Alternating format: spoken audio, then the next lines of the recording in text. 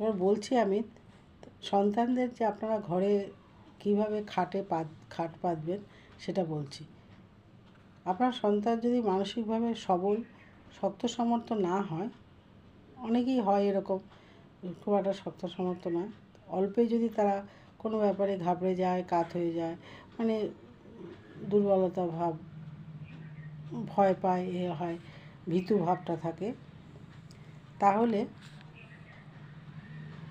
সেই সন্তানকে আপনার সন্তানের মানে কীরকম, তার কাছ থেকে কী আশা করছেন আপনি, সেই ক্ষেত্রেই বিচার্য বিষয়টা। তাহলে তাকে পূর্ব দিকে মাথা রেখে শুতে দেবেন। এটা আমি বারবার বলছি, পূর্ব দিকে মাথা রেখে শুতে দেবেন। এতে শিশুর সাহসটা বাড়ে। ঠিক আছে?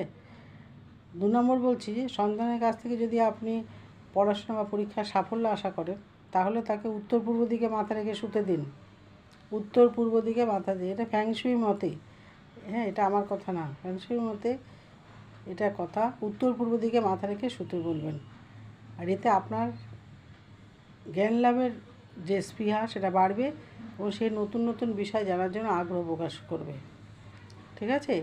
আর হচ্ছে আরেকটা জিনিস হচ্ছে, আপনার সন্তান যদি দুর্বল চিত্ত বা অস্থির মন হয়, কখন কী করা উচিত, কী করা উচিত না, সে ঠিক করতেই পারছে না, যদি রাতে সে প্রায় দুঃস্বপ্ন অনেক কিছু দেখে, কিংবা রাতে সে ঘুম ভালো তার না হয়, তাহলে কি করবেন? তাহলে তাকে উত্তর দিকে মাথা রেখে ঘুমোতে বলবেন। ঠিক আছে? উত্তর দিকটা হলো শান্ত এবং সাহসী হওয়ার পক্ষে ভালো হবে। ঠিক আছে? আজ তবে আসি বন্ধুরা, ভালো থেকো, সুস্থ থেকো, গরমে জল বেশি খেও। ঠিক আছে? রোদ্রে বেরোবে না, হ্যাঁ, আর দরকার পড়লে ছাতা নিয়ে বেরোবে অবশ্যই। ঠিক আছে? আজ তবে আসি, টাটা।